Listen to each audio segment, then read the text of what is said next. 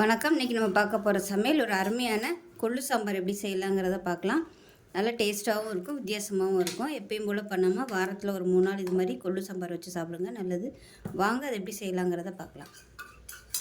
Pan எடுத்துக்கலாம். Measuring கப்பில் 1/4 cup அளவுக்கு கொள்ளு எடுத்துருக்கேன். இப்போ இது வந்து நல்லா வாசனை வர அளவுக்கு வறுத்துக்கலாம். இப்போ இது வறுபட்டு இருக்கும்போது 2 டேபிள் ஸ்பூன் துவரம்பருப்பு சேர்த்துக்கலாம். இப்போ இதையும் சேர்த்து நல்லா வறுத்துக்கலாம். இப்போ பாருங்கள், கொள்ளு நல்லா வறுபட்டுருச்சு, அதே சமயம் நல்ல வாசனை வருது. இதை வந்து அப்படியே எடுத்து ஒரு மிக்ஸி ஜாரில் சேர்த்துக்கலாம். இப்படி கையை எடுத்திங்கன்னா கொள்ளு வந்து படபடன்னு வெடிக்கணும், அந்த மாதிரி வறுத்துக்கணும். இப்போ இதை நல்லா பொடி பண்ணிட்டு வந்துடலாம். இப்போ பாருங்கள், நல்லா அரைச்சிட்டு வந்தாச்சு. இப்போ இதில் வந்து ஒரு 3 டேபிள் ஸ்பூன் அளவுக்கு துருவன தேங்காய் சேர்த்துட்டு தண்ணி ஊற்றி நல்லா நைஸாக அரைச்சிக்கலாம். இப்போ இந்த அளவுக்கு நல்லா நைஸாக அரைச்சி எடுத்துக்கணும். இப்போ ஒரு கடாயை எடுத்துக்கலாம். தேவையான அளவுக்கு எண்ணெய் சேர்த்துக்கலாம். எண்ணெய் நல்லா சூடாயிருச்சு. 1 டீஸ்பூன் போல் கடுகு சேர்த்துக்கலாம். 1 டீஸ்பூன் சீரகம் சேர்த்துக்கலாம். 2 வரமிளகாய் சேர்த்துக்கலாம். கருவேப்பிலை சேர்த்துக்கலாம். மீடியம் சைஸாக ஒரு பெரிய வெங்காயம், ஒரு 10 சின்ன வெங்காயம் சேர்த்துக்கலாம். இது கூடவே ஒரு 3 பச்சை மிளகாயும் சேர்த்துக்கலாம். இப்போ வெங்காயம் நல்லா வதங்கிடுச்சு. மீடியம் சைஸாக ஒரு 2 தக்காளி சேர்த்துக்கலாம். சேர்த்துட்டு இதையும் நல்லா வதக்கிக்கலாம்.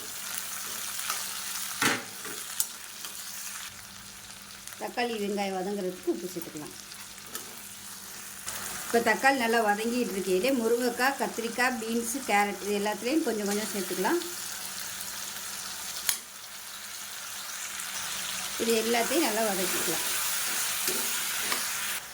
மூடி வச்சிடலாம். இப்போ எப்படி இருக்குன்னு பார்க்கலாம்.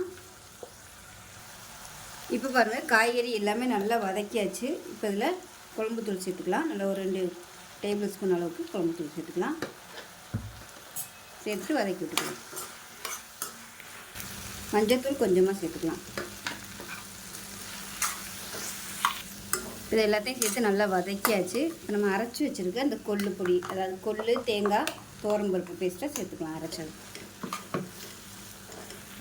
இப்போ மிக்ஸியை அலசிட்டு தண்ணி சேர்த்துக்கலாம். இப்போ இன்னும் கொஞ்சம் தாராளமாகவே தண்ணி சேர்த்துக்கலாம். தண்ணி சேர்த்துட்டு நல்லா கொதிக்க விட்டுக்கலாம். இப்போ பாருங்கள், நல்லா கொதித்து கெட்டியாக வந்துடுச்சு. தேவைப்பட்டால் தண்ணி சேர்த்துக்கோங்க. அடிக்கடி நல்லா கிளறி விட்டுக்கோங்க. இப்போ இதில் வந்து புளி தண்ணி சேர்த்துக்கலாம். அதாவது சின்ன நெல்லிக்காய் சைஸுக்கு புளி எடுத்து கரைச்சி வச்சுருக்கேன். இப்போ பாருங்கள், சூப்பராக ரெடி ஆகிடுச்சு சாம்பார். இப்போ கேஸ் அமர்த்திடலாம். மேலாப்பில் கொத்தமல்லி இலை சேர்த்துக்கலாம். அருமையான கொள்ளு சாம்பார் ரெடி ஆயிடுச்சு. ஸோ இதே மாதிரி செஞ்சு பாருங்கள். செஞ்சு பார்த்துட்டு எப்படி வந்துச்சுங்கிறத சொல்லுங்கள். வீடியோ பிடிச்சுன்னா லைக் பண்ணுங்கள், கமெண்ட் பண்ணுங்கள், சேனலை சப்ஸ்கிரைப் பண்ணுங்கள், பக்கத்தில் பெல் பட்டனையும் ப்ரெஸ் பண்ணுங்கள். நன்றி. மசாலா